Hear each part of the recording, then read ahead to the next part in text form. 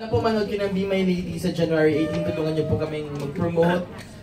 Kakaiba po yung show na to, kagaya ng sinabi lang kasi una, first time na ma-feature ang isang real-life couple na talagang umamin. Kasi yung iba, di ba, hindi naman umaamin yung mga ibang love team. Ito, first time na may real-life couple na bibida sa isang soap. And then sobrang light niya, real niya. Ang galing-galing po ng creative team namin. Pinapangunahan po ni Miss Melda Rosario. Alam natin bago naging rom-com naging uso ang rom-com genre, sinusulat na yan ni Miss Mel, lahat ng mga rom-com movies na sikat. So, sobrang we are in good hands. So, sana po manood po kayo. Kakaibang Erich po ang makikita dito. Sobrang iba sa mga yung mga dramatic roles niya dito. Makikita yung totoong side niya, yung kalog side niya. And then kung ano si Daniel sa Big Brother, mas lalong may love kayo kay Phil. And syempre, of course, at dami ko sinasabi. Direct Dick. Thank you, Direct Ted. Direct Dick Lindayan. Sana po abangan nyo sa next Monday na po, Be My Lady. Lahat po ng sangkap nandito, comedy, drama, and yung masaya lang po ako mapanood nyo pag pinanood ko po yung Be My Lady. Maraming salamat. Maraming salamat, Direct Dick Lindayan. Siyempre, MJ.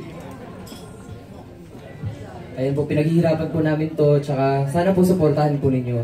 Dahil marami po kayong makukuha mga lesson po dito, hindi lang po sa family, kundi sa amin po kung paano po yung pagiging magkakaibigan ng isang Pilipino. Okay, Karen. Maraming salamat po. Sana po supportahan niyo po ang Be My Lady sa January 18 na po. At marami pa po kaming mga kasamang mga iba pang mga galing na artista. Katulad po yan ang No Direction, Nonoy Froilan, and si Miss Yayo Aguila po nandito rin kasama po namin. At ayun po, maraming salamat. Pinaghihirapan po namin to everyday na taping. Salamat po. Yes, Clint. So yes, again, I like you to watch the Be My Lady. Of course, as like Ted said earlier, sobrang nice to watch on the screen. And we have the whole set actually, we have all beautiful chemistry, and sa tingin ko, makikita yan sa screen. So, Be My Lady for 2016. Thank you, Clint. Yvonne. Ito po yung magbibigay ng good vibes sa umaga nyo. Sana supportahan and panoorin nyo po. Abangan nyo po yung Be My Lady. RK. Sana po lahat kayo manood ng Be My Lady. Basta pag-ibig, lahat naman po tayo nakaka-relate sa pag-ibig sa special someone, pamilya at sa mga kaibigan. So, manood po kayo. And sana manood po kayo ng Be My Lady. Bago serye ng 2016 na magpapaiyak at magpapatawa siya. Okay. Direct Altantay.